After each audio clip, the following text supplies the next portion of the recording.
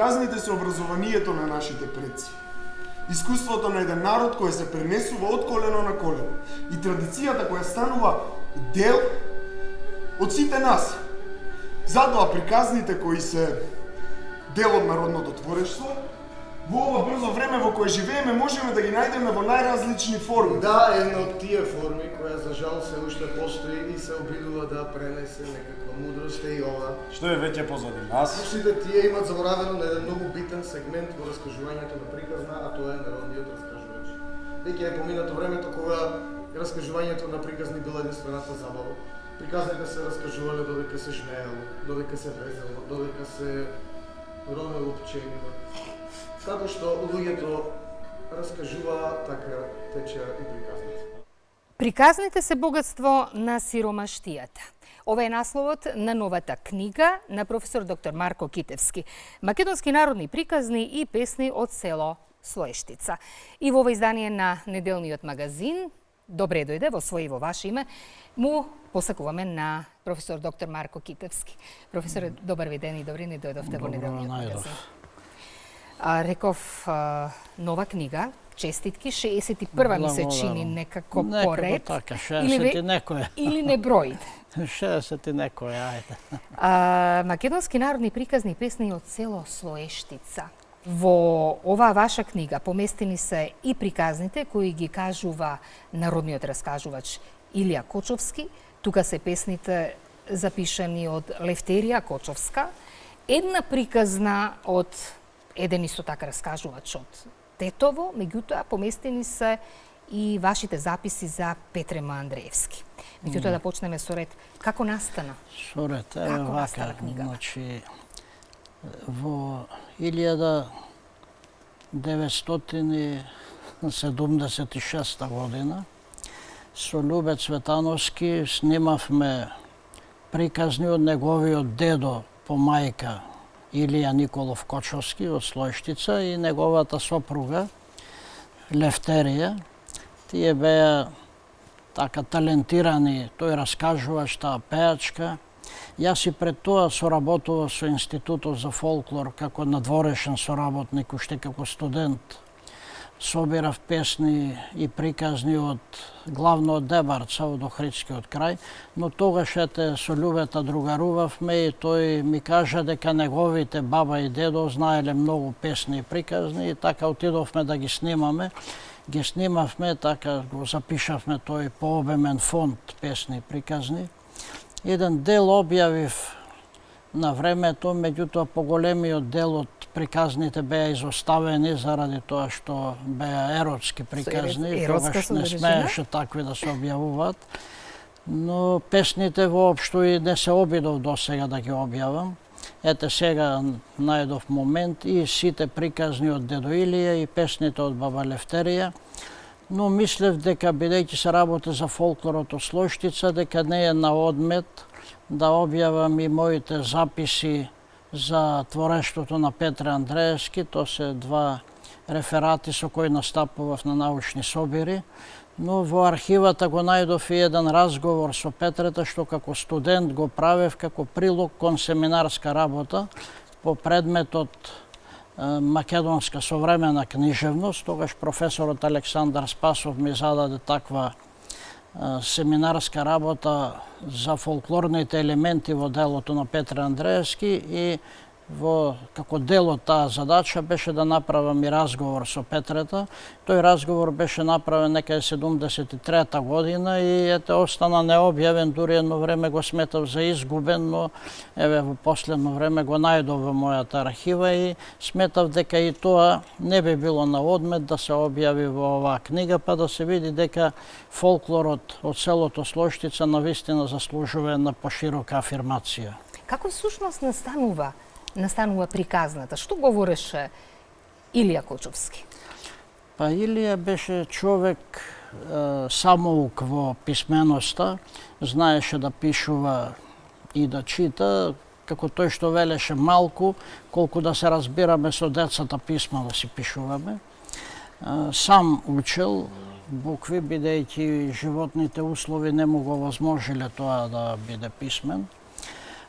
Многу одел на печалба, но секогаш се борел со сиромаштијата и секогаш приказната била дел од неговиот живот, нешто што тој како што велеше на мелодија на животот, приказната била богатство за сиромасите, тој велеше бидејќи кога живееш во сиромаштија ти останува приказната уште да ја кажуваш, да ја слушаш и да уживаш во неја. И ете така, тој беше мудар човек, знаеше безброј приказни, викаше одовде кога ќе тргнавме на пат за Битола, кога оделе на пазар, цело време раскажувавме приказни и во Ановите и по патиштата, можам до Лерин да одам и се нови приказни да кажувам. И самиот него знаеше бројот на приказните што ги знаел, меѓутоа велеше веќе во тие поодминати години кога го снимавме, имаше некаде 73-4 години, вика после 60-та година почнав да заборавам, ќе се сетам на приказната, ама редот не го знам, значи мотивот, се сеќава на мотивот, меѓутоа деталите, но како помлад раскажувач, навистина бил талентиран раскажувач, кој сите со задоволство го слушале. Дури и Петре Андреевски велеше дека како дете го слушал во продавницата, што ја вика кооперација, и првите лекции по писменоста токму од дедо Илија ги учел, слушајќи ги неговите приказни. Па најверојатно потоа и сите оние мотиви во приказните на дедо Илија ќе најдат еден одзив како ехо, нели, и во творештвото на Петре Андреевски. Сигурно дека и тие приказни и другите, меѓутоа дедо Илија беше еден таков талентиран раскажувач што знаеше да ја актуализира приказната, да ја поврзе со местата во околината, со селата. Ќе речеше еден човек од Базерник или на патот за Мренога или за Бабино и така натаму. Потоа знаеше личностите да ги вклучува во при раскажувањето во кооперацијата, кај што велеше ти ќе бидеш сваќата, ти ќе бидеш орачот, ти ќе бидеш зетот и така натаму. Со тоа се создавала една пријатна атмосфера, едно расположение кај слушателите и затоа секогаш бил со задоволство слушан и почитуван од соселаните и од другите слушатели. Значи, ќе се зберат, мане, око, наоко, обраќ околу мене сето. И ќе почне. Ама свикане да раскажи ни една приказна, да ти даме една цигара, да ни дајче една приказна, можеме? Ево загаде. Брзна. Пусна. Ајде бе, едно шона, не важно уши се. И ќе се зберат вака луѓе, грмалица, седо и ќе ги гледам. Ќе ги гледам и ќе бирам кој што да ми играт во приказна. Вилјан човек ќе види гурбетче. Вилјан човек ќе види врав. Вилјан човек ќе види туч. Вилјан човек судија. Вилјан човек сваќа. И тој што треба сваќа да види. Секој. Ајде. Го ти ја сваќа да види. Ако не, ела ти раскажи ја друга. Ја сваќа ќе глумам. И да ги... Не знам да раскажувам. Еко така, сваќа ќе глумаш. И ќе се смеје. Добро, кажа. Ајде се да работиме, ти 12 сата на пати, ајде. Ајде, моле! Какво си устаја тој човек? Да си кажи мене нешто.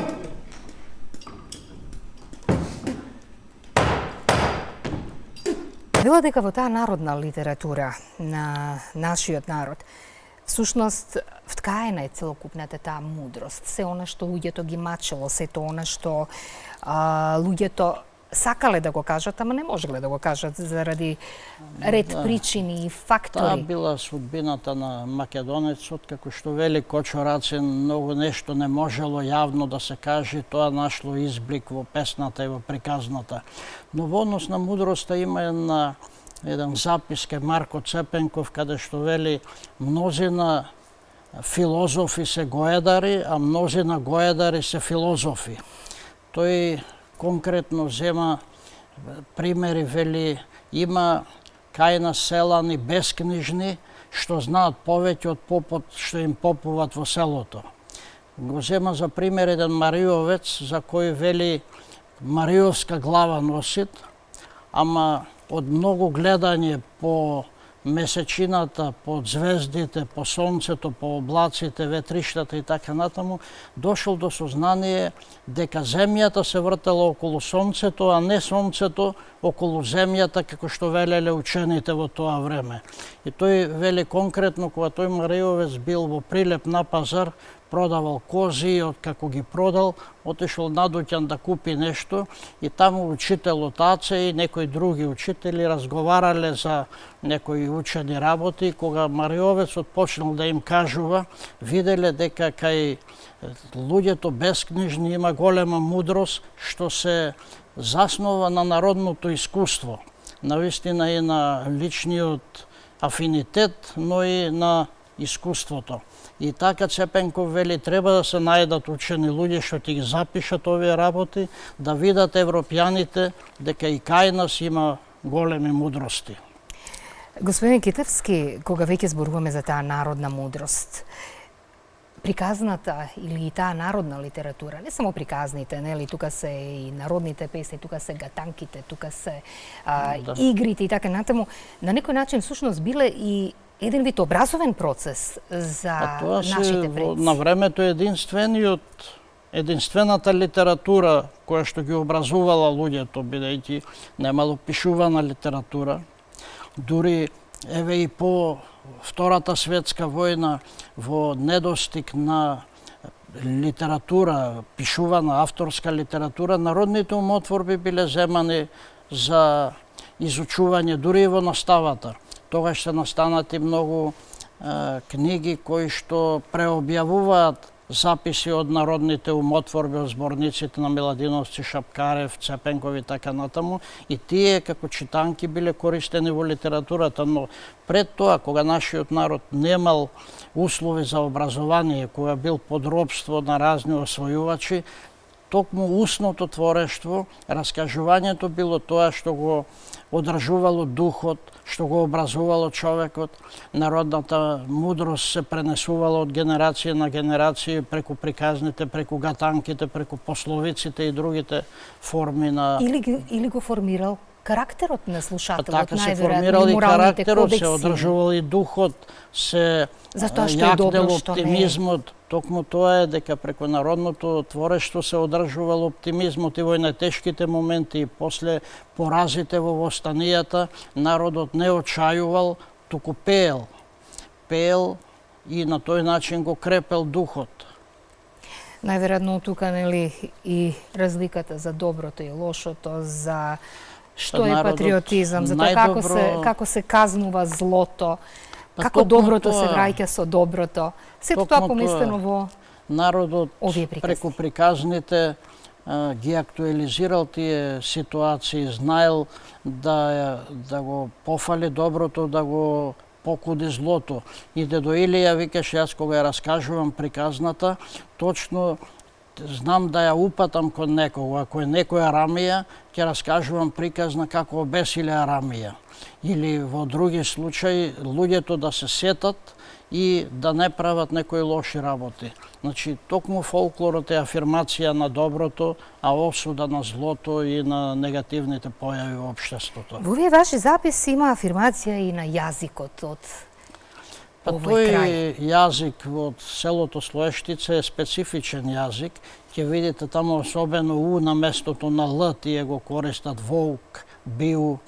Кога објавив на почетокот некаде 76-та година неколку приказни од тие записи, Петре Андреевски ми направи забелешка дека не е до крај коректен јазикот и затоа после му ги дадов, тој ги дотера по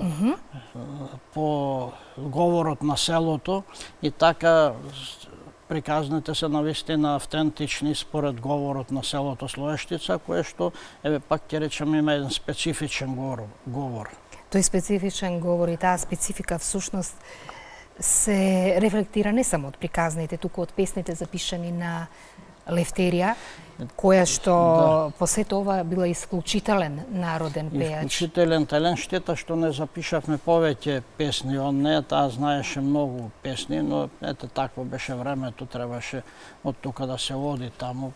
Меѓутоа различни варијанти на песни кои видите, што... има некои песни што се познати, но има некои што се навистина нови. Еве да речем една песна за Јордан Пиперката со поповите таму што го кодошеле.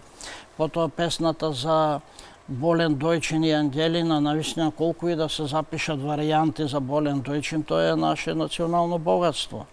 Така и што има доста песни со нови мотиви што не се познати во досегашните збирки со македонски народни умотворби. Од Левтерија Кочовска ги запишавте и свадбените обичаи, карактеристични не кажуваше таа и обичаи и песни, и сите тие ги запишавме. За среќа песните ги пееше, па се запишани со нивните нотни записи.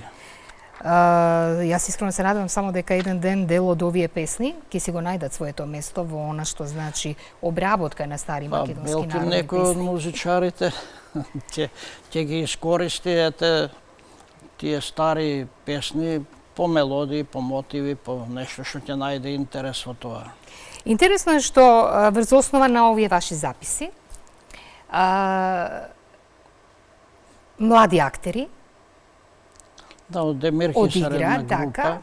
Театар Слоештица, во режија на Андреј Цветановски, се одигра, беше поставена на театарската сцена представата Приказни од заборавените предци. Дел како фрагмент, нели, од оваа театарска представа ќе имаат можност и нашите гледачи да видат во текот на овој наш разговор. Порано во селово си бил еден Арами. И тој многу убаво си го знаел својот занат. Арно, ама едно време наполнил 100 години и сега мора да го пренеси на некој занатов, други да има Арами. И нашол две дечиња, двете малецај и подучувал. Едното идело од сабајле, а другото навечер. И двете деца учеле занат Арамилук. И едно време порастанале тие веќе големи, со жаниле. И сега мора да се работува. И едниот рекол, ќом ја на пазар. Си рекол, ќе земам ја вречулиња, ќе наполнам со шикли и озгора ќе клам ореј. И така направо. Ама така направо другиот, ама тој зел вречулиња и наполнил со муав од дрвана и озгора клал бубаќ. И сега од на пазар и продава. А тие не продавале и лажеле луѓето, че дојд него ќе речи дај едно кило бубаќ да ти купам, а тој ќе речи не, јас сам од цела вреча бубаќа продавам. И ќе се излажи. И другиот ти лажал, завршил пазарот, се нашле на сред пазар двајцата. И како поминаве побратиме, јарно се продавам. И остане на вреча бубаќ ти, и ја се продава, ми остане на вреча ореј, вистина, и другиот рекол, а да се мениме, и се мениле.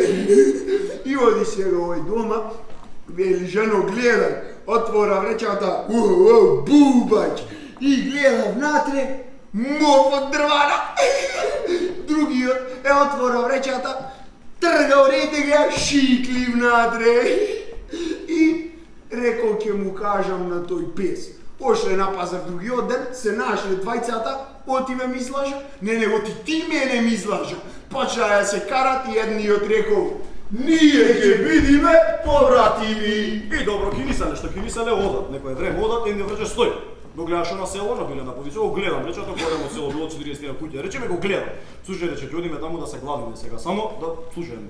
Значи, нема делење, као јас таму и ти топта, нема јас во една куќа, ти во куќа, значи само топтаме ме. Бива, договорено. Дај рака, да, се договорија кинис. И киниса, одат, дојда во село, рече, стој, ја гледаш ме Јанана, ја гледам, рече, ние не знаеме одат, не сме, ќе влеземе во Јанана, таму ќе попрашаме и ни кажат каде да се гладиме, што како, добро, влегле, вака и вака, рече, нас никој не ни треба, ама попот зборуваше, тој сега е горе в црква, сега си ми тој ќе кажи, добро, тама седнале на раке, две, опет ети го поповот.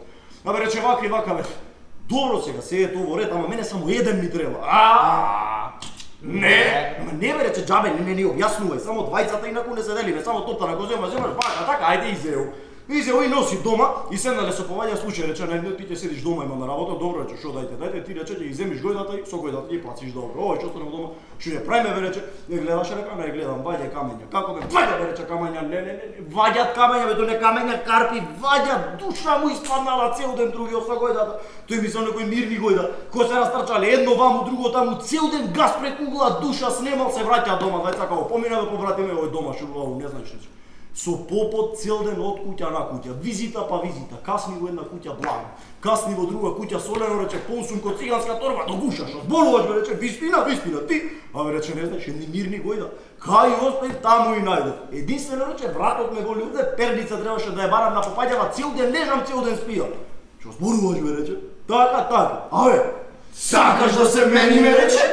Ајде бе, се мениме, добро, се мениле, ој што ми со гојдата останува дома, што ја прави, ваѓа камења, како бе, ваѓа бе камења, не, ваѓат.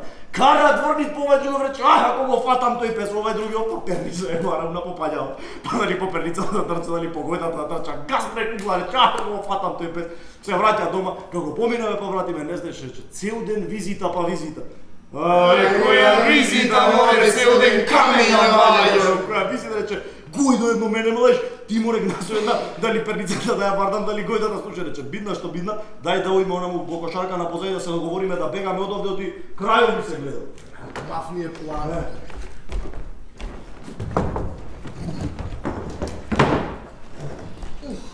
Ви изненади ли кажувањето на Илија Кочовски? Толку многу приказни, толку многу народни мудрости имате забележено во текот на овие изминати години, што чинам дека... дека... Кога спомнавте таа представа, јас ја гледав, навистина ми се допадна, таа е правена според приказните. Режисерот Андреја Цветановски е син на Владо Цветановски, братот на Љубета, значи тој е внук на дедо Илија и на баба Левтерија, и ете еден таков емотивен порив да се направат, да се оживеат тие приказни. Инаку, тие приказни се, мислам, нешто бисер во нашето народно творештво, но јас не би можел да одвојам една приказна од нив, зашто наистина многу од нив се и по мотиви нови, и по начин на раскажување, по драматиката што ја внесуваше, по уметничкиот израз и така натаму, значи тоа се вистински раскази, што би рекле.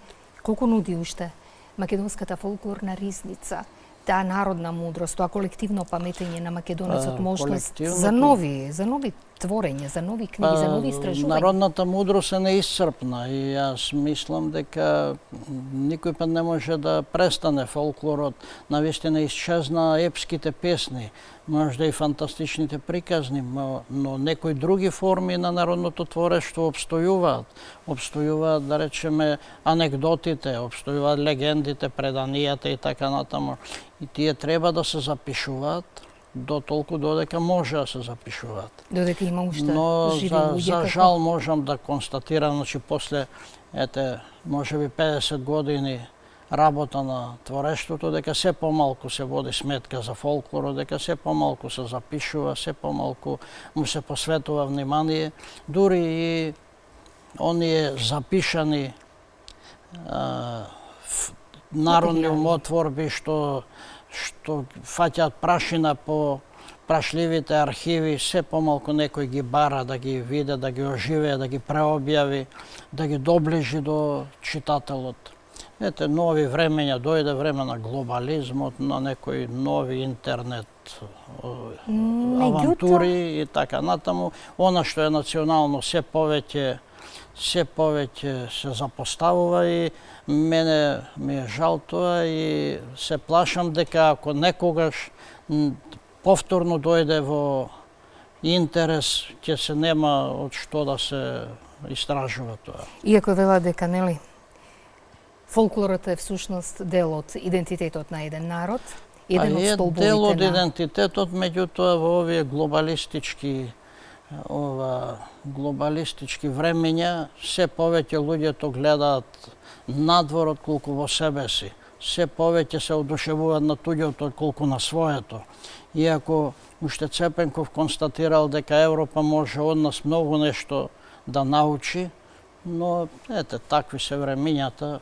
Луѓето сега сметат дека се е во интернетот, дека од интернет може се да се најде целата наука, но не е така. А не од личниот контакт на Нашето луѓето. богатство лежи во архивите. Песните се такви, сакаат се слушаат или не, сакаат се пејт, ке се пејт, а приказната неој со песниве, таа треба Тоа е тоа, да ја што слуша некој. песна може човек и сам да пее, но приказна не може да кажуваш. Треба барем еден слушател да има, да те слуша, па да му кажуваш. А додека песната може човек и сам да си ја пее за собствено задоволство. Тоа сакаше да каже раскажувачот кога ја кажа таа мисла. Кога веќе зборуваме значи за оваа ваша книга и за вашите интереси, што е следно? Па ние спомнавме веќе дека фолклорот изобилува со мотиви, но и една негова димензија да поучува, да образува, да воспитува. Токму сега работаме на книга со фолклорни творби за деца, каде што ќе бидат опфатени од верувањата и обичаите и суеверијата, значи кај бремените жени, потоа пораѓањето, со малата и големата молитва, крштевањето и така натаму, приспевните песни за децата, потоа тие први песни што ги учат децата, брзозборки, броеници, залагалки, па ќе бидат застапени приказните со поучна содржина и така едно пообемно издание со детскиот фолклор и со она што представува фолклор за образование и за поучување, за воспитание. Со нетрпение очекувам новата книга. Да се надевам. А до тогаш ви благодарам што бевте гостин во ова издание на Неделниот магазин. Тоа беше професор доктор Марко Китевски во ова издание на Неделниот магазин, а ви останете со нас.